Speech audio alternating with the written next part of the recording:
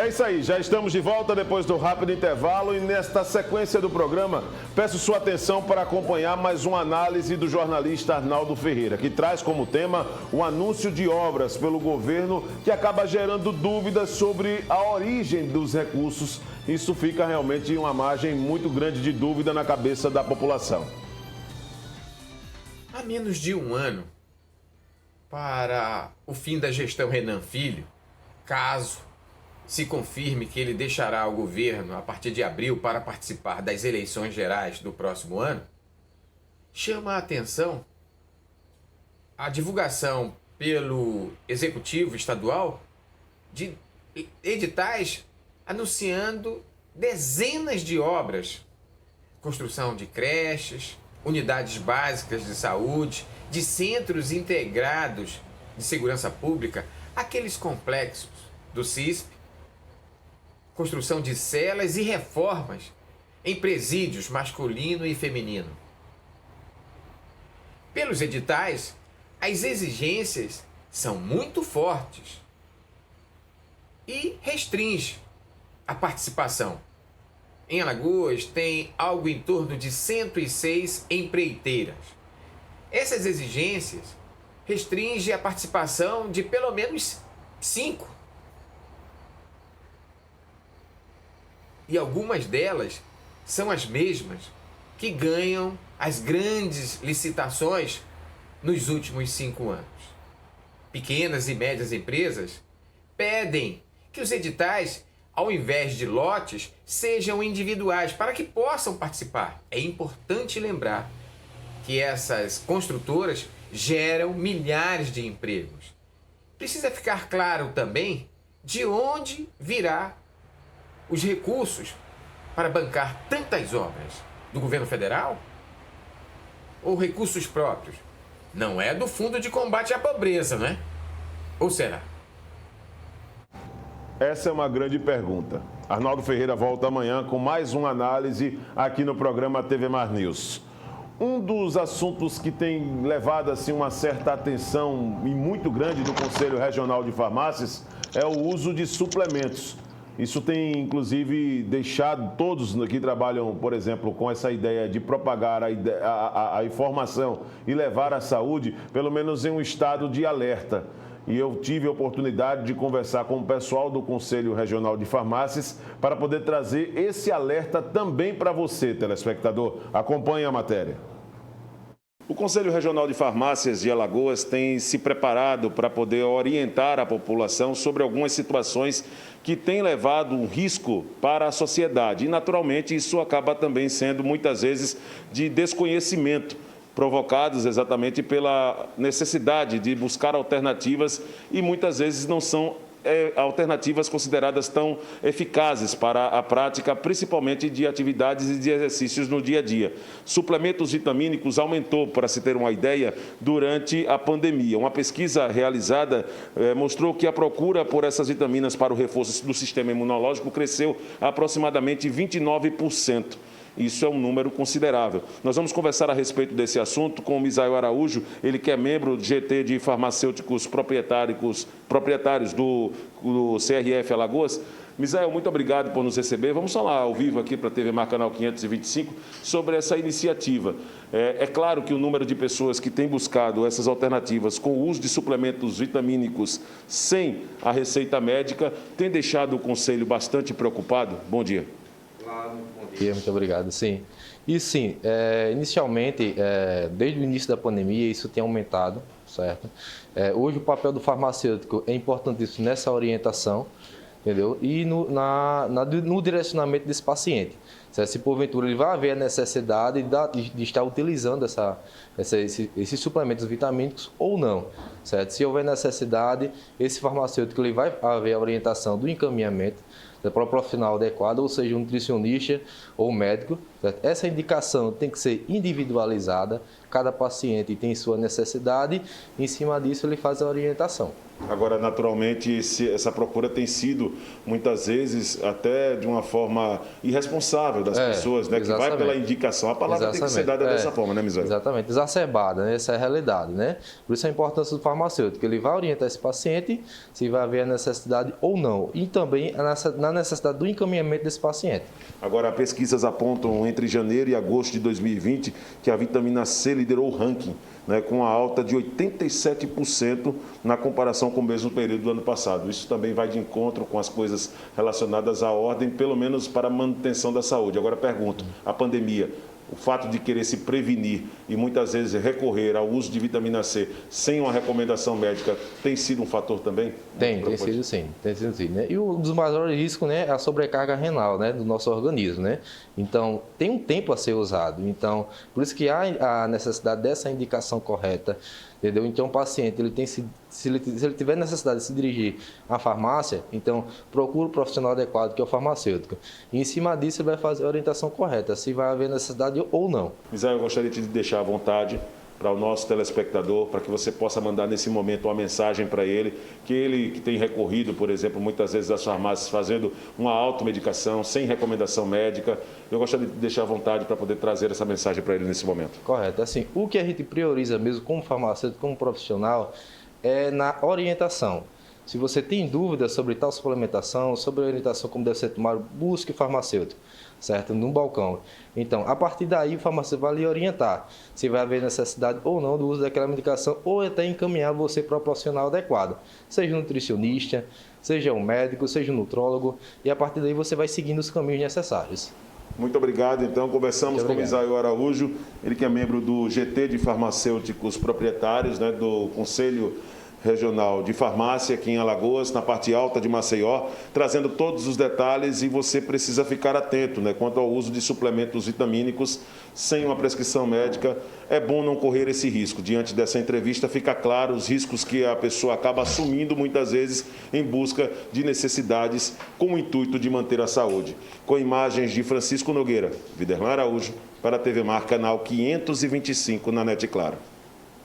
Muito bem, sem perder tempo, nós já vamos trazer aqui o panorama do final de semana com o número de casos de pessoas internadas e de mortes provocadas pela Covid-19. Aqui em Alagoas, como fonte, a Secretaria Estadual de Saúde, novos casos 103, casos confirmados 231.762, casos recuperados 224.535 desde o início da pandemia, casos suspeitos 6.109 e novos óbitos nas últimas 24 horas, 9 mortes confirmadas, sendo 6 vítimas da capital alagoana e 3 do interior do estado. As vítimas tinham entre 16 e 78 anos. 2 pessoas dessas 9 não apresentavam sinais de comorbidades. Óbitos confirmados até aqui durante a pandemia, desde que começou todo esse processo, 5.895 óbitos confirmados por conta da Covid-19. Número realmente chocante, esse número. Bom, vamos agora trazer via Skype, né, em conexão conosco, um programa muito interessante, sem fins lucrativos, que promove o encaminhamento de jovens que vivem em situação de vulnerabilidade social para o mercado de trabalho. Eu tenho o prazer de conversar com Alessandro Saad, ele que é superintendente executivo do ESPRO. Alessandro, muito obrigado por estar aqui conosco. Vamos falar um pouquinho do projeto, como surgiu esse projeto e o que é preciso fazer para captar esses jovens e prepará-los para o mercado de trabalho. Bom dia. Bom dia, Viderlan, tudo bem? Obrigado pela oportunidade de falar um pouquinho dessa iniciativa. O ESPRO é uma entidade filantrópica que há mais de 40 anos tem como missão a inserção dos jovens em situação de vulnerabilidade no mundo do trabalho. É uma política pública que é cumprida por diversas entidades como a nossa. O desafio é muito grande da inserção desse jovem no mundo do trabalho, e o que nós fizemos foi lançar um sistema de aprendizagem onde outras entidades pudessem utilizar a nossa metodologia, o nosso material, o nosso sistema, os nossos programas, os nossos cursos, para que nas suas regiões possam também impactar os jovens e ajudar a todos nesse grande desafio que é o primeiro emprego desse jovem. Agora, Alessandro, no atual momento, como está o mercado de trabalho para os jovens em situação de vulnerabilidade social? Bom, o primeiro emprego já é uma coisa muito complicada, né, Viderlan? Porque eles não têm experiência e tal. Inclusive, o programa de aprendizagem traz esse benefício para que eles possam enquanto eles trabalham, também se capacitem. O programa permite que ele pode, enquanto 4 dias por semana ele está dentro da empresa, 1 dia por semana ele está dentro de uma de nossas salas de treinamento, continuando a sua capacitação. Então, o mercado de trabalho hoje, ele segue o mercado de trabalho dos profissionais regulares. Então, como no ano passado a gente teve uma queda no volume de posições de trabalho, também teve uma queda de posições de aprendizagem. E agora isso está tendo uma recuperação e nessa recuperação espelha da mesma maneira para o jovem. Mas é sempre um desafio muito grande fazer com que esse jovem em situação de vulnerabilidade dê o seu primeiro passo na direção do mundo do trabalho. Nesse setor, o que é que mudou durante a pandemia, né? Quais são as principais mudanças que esse cenário acabou precisando passar por essa chamada mutação durante a pandemia? Ou o cenário permanece o mesmo, Alessandro? Acho que nada permanece o mesmo no mundo, né, Vitor? Verdade. Nós tivemos aqui a mesma coisa que aconteceu no resto das outras empresas. Primeiro, a gente teve que entender o que estava acontecendo no mundo, depois desenhar um plano que colocasse todo mundo em segurança, não só os jovens, mas também os colaboradores aqui do ESPRA. E, por fim, desenhamos políticas para que isso pudesse melhorar, uma estratégia para que isso seguisse. Então, nós saímos da capacitação 100% presencial e fomos para o remoto, tivemos que criar uma plataforma de educação à distância, tivemos que capacitar os nossos instrutores para que pudessem transmitir o conhecimento por meio remoto. Nós temos um volume muito grande de assistentes sociais e psicólogas sociais espalhadas pelo Brasil, nossa atuação nacional. Elas também tiveram que se adaptar. Antes elas iam à casa do jovem, iam ao território, né? Iam à comunidade. Agora eles tiveram que fazer isso por redes sociais, por aplicativos de comunicação. Todo mundo aprendeu a fazer de forma diferente. Mas talvez o mais importante é que as pessoas perderam um pouco também a resistência às relações virtuais em outros segmentos. Então, a aprendizagem virtual ela começou a acontecer, os atendimentos sociais virtuais começaram a acontecer, de modo que com isso a gente conseguiu entender melhor as necessidades e reagir de maneira mais ágil às demandas desses jovens. Agora, a importância de iniciativas e os sistemas que ajudam a impulsionar essa socioaprendizagem e a aprendizagem desses jovens. Gostaria que você destacasse também, Alessandro, essa situação para o nosso telespectador. É sempre importante que a gente tenha um esforço muito grande da inserção do jovem no primeiro emprego. Por quê? Porque ele não tem experiência, mas ele tem muita vontade, ele é curioso. E se você passa por um programa como esse, que enquanto ele está trabalhando, ele continua se desenvolvendo, ele continua recebendo aprendizados relativos ao mundo do trabalho, como se comportar, como participar da reunião, como ser alfabetizado no pacote Office, como se vestir, e isso passa a criar dentro dele um pouco da cultura corporativa. E o sistema que nós desenvolvemos, eu acredito que é de grande importância porque ele cria uma comunidade nacional colaborativa, onde cada uma das localidades traz o seu desafio e compartilhando, de forma compartilhada, esse desafio ele é resolvido. Então, você tendo um sistema como o nosso, com conteúdo muito bem feito e uma colaboração das pontas, faz com que esse jovem seja muito melhor atendido e sim possa ser de forma eficiente inserido no mundo do trabalho. Uma das situações que gera em mim uma preocupação é o cenário do Brasil, porque nós sabemos que ainda existe uma certa dificuldade em muitas famílias no Brasil ao acesso à internet. Então, como funciona, Alessandro, o sistema lançado pela Associação de Ensino Social Profissionalizante? Como é que na prática funciona em situações assim? Bom, ele pode ser oferecido tanto de maneira remota como de maneira presencial. Então, se esse jovem estiver dentro de uma sala de treinamento com outros jovens, mantendo a distância regular e tal, o sistema pode ser usado numa aula presencial. Esse material é apresentado pelo professor, pelo instrutor, e ele pode se beneficiar disso.